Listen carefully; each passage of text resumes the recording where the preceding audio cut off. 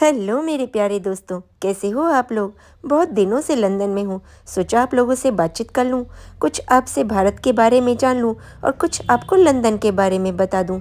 इस समय कहाँ हूँ? इस समय हूँ बैटरसी पावर स्टेशन में। एक्चुअली ये यहाँ का ना सबसे ज़्यादा वीआईपी एरिया है। बहुत सुंदर है और मुझे बहुत पसंद है। यहाँ पर ना सभी बड़े ब्रांड्स मिलते हैं और यहाँ पर क्राउड बहुत अच्छा आता है।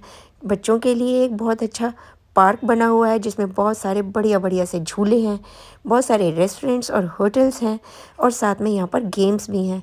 यहाँ पर आप साइकिलिंग कर सकते हैं, स्केटिंग कर सकते हैं, स्क्वैश खेल सकते हैं, टेनिस खेल सकते हैं।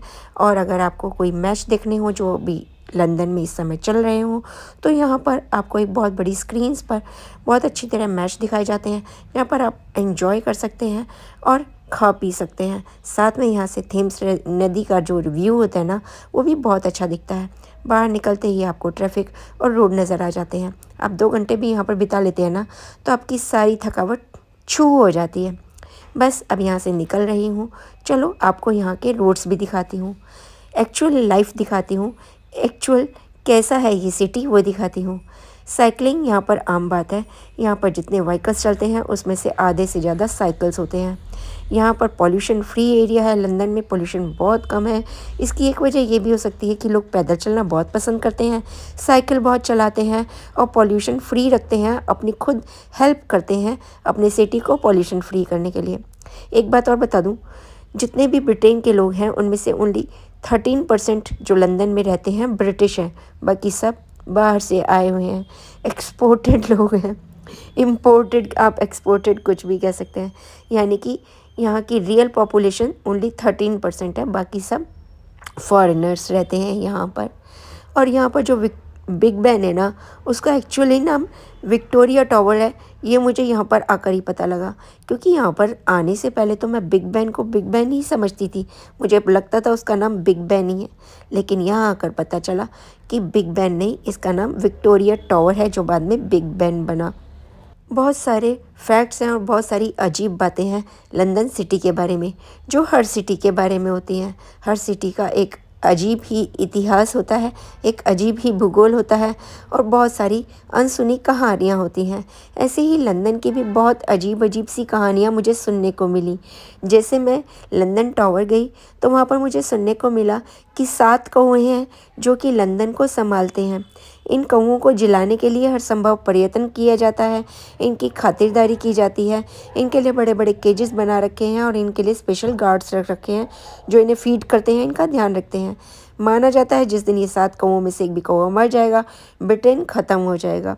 ब्रिटेन ने बहुत सारी कंट्रीज़ पे कब्जा किया, बहुत सारी कंट्रीज़ पर रूल किया और कोई भी ऐसी कंट्री नहीं है वर्ल्ड में जिस पर इंग्लैंड ने रूल नहीं किया हो, एक दो को छोड़ दिया जाए तो। और वहाँ से ये लूट का माल बहुत सारा लूट लूट कर जो लाए वो इन्होंने अपने म्यूज़ियम्स में सजा रखा है। इसलिए यहाँ के म्यूज़ियम्स ना दोस्तों देखने लायक हैं। अगर आप हिस्ट्री म्यूज़ियम्स जाएँ, नेशनल म्यूज़ियम जाए, विक्टोरिया म्यूज़ियम जाए, साइंस म्यूज़ियम जाए, हर म्यूज़ियम में आकर आपको ऐसा लगेगा कि ऐसा म्यूज़ियम तो आपने कहीं दुनिया में नहीं देखा। और लाल बसें, यहाँ की डबल डेकर बसें, इसके बिना तो लंदन के बारे में आप सोच ही नहीं सकते। ये ना यहाँ की लाइफ लाइन है और इनमें बहुत इजी रहता है अगर आप ट्रैवल करते हैं। लंदन की रेड बसेस में ट्रैवल करना कंपैरेटिवली सस्ता है यहाँ के ट्यूब्स यानी कि ट्रेन से, क्योंकि ट्रेन्स में ट्रैवल करना अप्रॉक्सीमेटली डबल कॉस्ट करता है आपको। और यहाँ पर बसेस बहुत जल्दी एसेसिबल हैं, बहुत आसानी से मिल जाती हैं। बहुत पास पास यहाँ पर बस स्टॉप बने हुए हैं। ड्राइवर्स भी बहुत अच्छे हैं जो कि आपके एक इशारे पर बस को रोक देते हैं। और सबसे बड़ी बात, इन बसेस में कंडक्टर नहीं होता। बस आपका जो पास होता है या आपका ऑयस्टर कार्ड होता है या आपका डेबिट कार्ड होता है, उसे आप टच किए यहाँ के येलो बटन से बस के अंदर ही और आपका कार्ड बन गया, आपकी टिकट बन गई। तो आपको अलग से टिकट भी नहीं खरीदनी पड़ती। तो बहुत इजी है यहाँ की बसेस में ट्रैवल करना। और यहाँ पर रोड साइड्स पे इस तरह के जो रेस्टोरेंट्स बने होते हैं ना, ये ऑलमोस्ट एवरी टाइम ऑक्यूपाइड रहते हैं। बहुत अच्छा क्राउड रहता है, बहुत सारे लोग यहाँ पर आए होते हैं, या तो वीकेंड्स के लिए आए होते हैं या शाम को जब ऑफिस से आते हैं ना तो इसको अपना मीटिंग पॉइंट बना लेते हैं। जैसे फ्रेंड्स हैं, बहुत दिनों से आपस में नहीं मिले, तो बोलते हैं चल मैं ऑफिस से आऊँगा, मेरा ये रूट पड़ेगा, तेरा ये रूट पड़ेगा, तो इस रूट पर ये रेस्टोरेंट है, यहाँ पर मिल जाना। तो अगर आप सोच रहे हैं कि इवनिंग में आप किसी रेस्टोरेंट में बाहर बैठकर बियर पिएंगे या फिर चिल करेंगे कॉफ़ी पीकर या स्नैक्स लेंगे तो आप भूल जाइए। अगर आपने पहले से बुकिंग नहीं करा रखी है तो बहुत मुश्किल है आपको यहाँ पर सीट मिलना। ऑलमोस्ट हर दिन यहाँ पर सभी रेस्टोरेंट्स जो बाहर सीट्स पड़ी होती हैं, बाहर चेयर्स होती हैं, वो सभी बुक होती हैं। राम जाने ये लोग क्या खाते हैं, राम जाने ये लोग कैसे मिलते हैं, क्या ये लोग घर पर एक दूसरे को इनवाइट करते हैं या नहीं करते हैं। इनका मीटिंग पॉइंट्स ये रेस्टोरेंट्स ही होते हैं और जहाँ पर ये बहुत अच्छे से चिल आउट करते हैं, खाते हैं पीते हैं। हाँ जी, पीते भी हैं यहाँ पर, लेकिन पीने के बाद बिल्कुल बहकते हुए मैंने यहाँ पर किसी को नहीं देखा। हमारे यहाँ तो अगर बियर बार होते हैं, रेस्टोरेंट्स होते हैं ना, तो वहाँ से जो बाहर निकलता है ना, वो ड्राइव करने की हालत में नहीं होता या बहुत ही बुरी हालत में होता है, उसको एक जना संभालने वाला चाहिए होता है। लेकिन यहाँ पर ड्रिंकिंग बहुत ही आम बात है और ड्रिंक करके कोई भी बहकता नहीं है, सभी अपने होश में रहते हैं। तो यानी कि वो बहुत ही ज़्यादा ध्यान से पीते हैं, कितना पीना चाहिए कितना नहीं पीना चाहिए, कौन सी पीनी चाहिए, क्योंकि उनको पता है कि पीने के बाद उनको संभालने वाला कोई नहीं है, उन्हें अपने आप ही घर या ऑफिस जहाँ पर भी है पहुँचना है। देखिए सामने लाल बस आ रही है और उसके आगे साइकिल आ रही है। अब इनमें आपस में रेसिंग नहीं होती है। हमारी कंट्री में क्या होता है, कोई आगे व्हीकल जा रहा है, साइड में जा रहा है, तो बसेस ना रेस करने लगती हैं। इस तरह से बहुत एक्सीडेंट्स होते हैं। यहाँ पर मैंने इतने महीने हो गए मुझे रहते हुए, अभी तक एक एक्सीडेंट नहीं देखा। क्यों नहीं देखा? क्योंकि यहाँ पर पैदल चलने वालों के लिए भी ना रूल्स हैं। जैसे हमें रोड क्रॉस करनी है, अगर हम पैदल जा रहे हैं तो अभी हमें रूल्स को फॉलो करना होगा।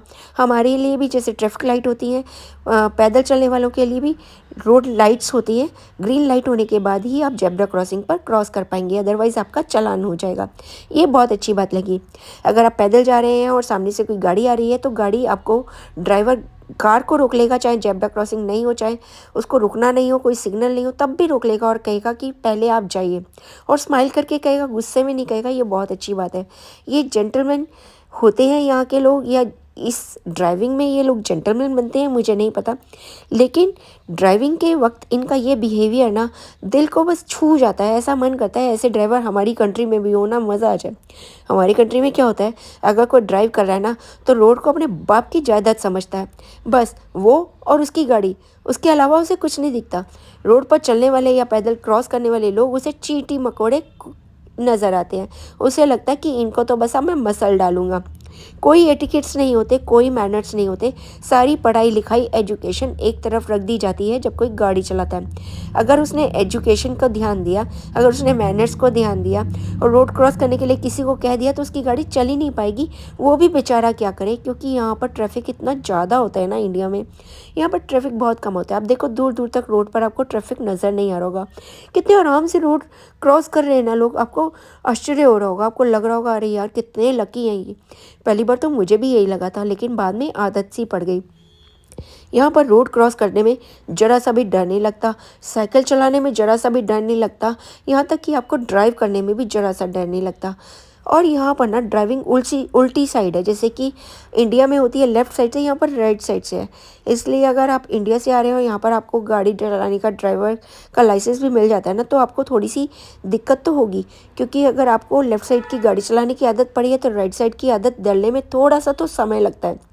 लेकिन जब आपको यहाँ की आदत पड़ जाती है ना, तो आपको यहाँ पर गाड़ी चलाने में इतना मज़ा आएगा ना कि आपको इंडिया में गाड़ी चलाना बहुत मुश्किल लगेगा। वहाँ पर तो ना बस पहले आप ये तो होता नहीं, पहले मैं ये होता है। और उसके बाद गालियाँ बकी जाती हैं एक दूसरे को टॉर्चर करने के लिए। और यहाँ से रोड ब्लॉक है, चलो यू टर्न मारो, दूसरी तरफ से चलो, यू टर्न मारो, दूसरी तरफ से चलो। तो ये करते करते ना आधा दिन तो उसी में बीत जाता है। अगर हमें किसी के यहाँ 6 बजे जाना है ना, तो हमें घर से 2 बजे निकलना पड़ेगा, तब 6 बजे पहुँचेंगे। ऐसा होता है इंडिया में तो, गुड़गांव में तो खास कर। लेकिन लंदन में ऑन द पॉइंट आप गूगल मैप से देख लीजिए या यहाँ के सिटी मैप से देख लीजिए कितना समय लगेगा, आपको 1 मिनट भी फालतू नहीं लगेगा। क्योंकि यहाँ पर ना जैम तो होते ही नहीं है। जैसे ट्रैफिक जैम का मतलब तो मैंने यहाँ पर समझा ही नहीं। यहाँ के लोगों को पता ही नहीं होगा कि ट्रैफिक जैम किस चिड़िया का नाम है। रोड्स एकदम क्लीन होते हैं, इतने साफ़ कि आप सफ़ेद कपड़े पहनकर भी मेन रोड पर बीचों बीच बैठ जाएंगे ना, तो आपकी कपड़े बिल्कुल भी गंदे नहीं होंगे। बिल्डिंग्स इतनी पुरानी है, 100 200 साल पुरानी बिल्डिंग्स हैं। उनके आउटर बॉडी तो 200 300 साल पुरानी है, लेकिन वैसे के वैसे इंटेक्ट हैं। उनको इतनी केयर से रख रखा है, उनका रख रखाव इतना अच्छा कर रखा है कि वो बिल्कुल भी ख़राब नहीं हुए। उनको बदलने की ये लोग सोचते ही नहीं। वो कहते हैं कि यही तो हमारी लंदन सिटी की पहचान है, यही तो हमारी हिस्ट्री है, इसको कैसे ख़राब कर दें। हमारे देश में तो क्या होता है कि बाप ने कोई बिल्डिंग बनाई, बेटा बड़ा हुआ, 15 साल बाद उसने तोड़ के दोबारा बना दी। तीसरा उसका पोता हुआ, उसने तोड़ के दोबारा बना दी। यहाँ पर ऐसा नहीं होता। ये लोग ना अपनी हिस्ट्री को संजो कर रखते हैं, अपनी आर्किटेक्ट को संजो कर रखते हैं। इसी को तो देखने के लिए लोग बाग हज़ारों लाखों रुपए खर्च करके लंदन आते हैं ना, तो इसी को देखने आते हैं। और हम इनको देखकर भी नहीं सीखते। हम यहाँ से जाते हैं, हम कहते हैं अरे लंदन जाओ यार, कितनी सफाई है, लंदन जाओ यार, कितना पुराना आर्किटेक्ट है, क्या लाल बसें हैं, कितनी खूबसूरत, जरा सी गंदगी नहीं है, लोगों में कितने मैनर्स हैं, सबसे सॉरी थैंक यू करते हुए उनकी जुबान नहीं थकती। लेकिन हम वो सब सुंदर तो बताते हैं, अच्छा तो बताते हैं, फॉलो कोई नहीं करता, क्योंकि फॉलो करने में सबकी नानी मरती है। ये सब चीज़ें फॉलो करना इतना आसान नहीं है, मुश्किल है। मुश्किल है तभी तो सुंदर है, तभी तो लोग यहाँ आते हैं, तभी तो उनको यहाँ अच्छा लगता है, तभी तो लंदन की एक पहचान है। अगर हमें ऐसी पहचान बनानी है तो बहुत पापड़ बेलने पड़ेंगे दोस्तों। और वो हमारे खून में ही नहीं, खून में नहीं ऐसा नहीं कह सकती, क्योंकि लंदन में भी ना बहुत सारे इंडियंस रहते हैं। लंदन में ही क्यों, मैं फ्रांस गई, बेल्जियम गई, बहुत सारी यूरोपियन कंट्रीज़ देखी, सब जगह इंडियंस रहते हैं। लेकिन उन्होंने यहाँ पर आकर अपने आप को यूरोपियन कल्चर में, यूरोपियन ढंग में और यूरोपियन एटिकेट्स में अपने आप को ढाल लिया है, और वो बिल्कुल यूरोपियन बन गए हैं। उनकी तरह खाते हैं, उनकी तरह पहनते हैं, उनकी तरह बोलते हैं, और उनकी तरह सफाई रखते हैं, उनकी तरह कल्चर्ड भी हैं, और उनकी तरह ड्राइव भी करते हैं। है ना अजीब बात। लेकिन वही लोग जब इंडिया आते हैं, चाहे छुट्टियों पर आए, चाहे हमेशा के लिए वापस रहने के लिए आए, वो वापस इंडियन बन जाते हैं। Indian means pure Indian. गंदगी पसंद होने लगती है, ट्रैफिक रूल्स बिल्कुल भूल जाते हैं, कल्चर भूल जाते हैं, सॉरी थैंक यू उनकी डिक्शनरी से वापस हट जाते हैं। ऐसा होता है। कितनी सुंदर बस है देखो। पहले ना लंदन में सिर्फ लाल बसें ही चलती थी, एसी वाली, लेकिन अब मैंने देखा कि लंदन में ना लाल, पीली, हरी, नीली सब तरह की और प्रिंटेड बसें चलने लगी हैं। सबसे बड़ी बात मुझे क्या दिखाई दी कि अगर यहाँ पर कोई नई फिल्म रिलीज़ होती है ना, या फिर कोई नया सीरीज़ आती है, उसका एडवर्टाइज़ पता है कहाँ होता है? नहीं नहीं नहीं नहीं, कहीं पर बिल्डिंग्स पे उसके बैनर्स नहीं लगे होते हैं, उसके एडवर्टाइज होता है बसों के ऊपर। बसों के ऊपर बड़ा बड़ा छाप दिया जाता है, ये नया सीरियल आ रहा है, ये वाली फिल्म इस तारीख को लग रही है, इस पिक्चर हॉल में लग रही है, वहाँ पर जाकर देखो। तो ये सब एडवर्टाइज का काम बसेस करती हैं, और बड़े सुंदर तरीके से वो बड़ा बड़ा लिखा जाता है उसके ऊपर। तो ये चीज़ मुझे बहुत अच्छी लगी। वैसे लंदन में देखने के लिए बहुत कुछ है, लेकिन अधिकतर जो भी टूरिस्ट आते हैं ना, ये तो बिग बैंग, बकिंगम पैलेस या फिर स्काई पार्क, ये सब देखकर ही वापस आ जाते हैं। जो लंदन एक्चुअल लंदन है, लंदन की एक्चुअली सिटी लाइफ है, लंदन की गलियों में घूमना, यहाँ की लाइब्रेरीज और यहाँ के म्यूज़ियम्स देखना। यहाँ पर पता है 170 से ज़्यादा म्यूज़ियम है। 170 बहुत छोटा, बड़ा बहुत छोटा है लंदन, बहुत बड़ा नहीं है। इतने से लंदन में इतने सारे म्यूज़ियम्स होना बहुत बड़ी बात है। ये मैं मेन सेंटर में कह रही हूँ। और यहाँ पर ना आपको मेन लंदन में ही, अगर आपको नदी पर जाना है, नदी पर जाने का मन है, यहाँ पर आपको नदी मिल जाएगी। तालाब पर जाना है, तालाब मिल जाएगा। अगर आपको हिल स्टेशन जाना है तो यहाँ पर हिली एरिया भी मिल जाएगा। बड़े बड़े पार्क जाने हैं, जंगल जाना है तो जंगल जैसे बड़े बड़े पार्क हैं, वहाँ पर आप जा सकते हो।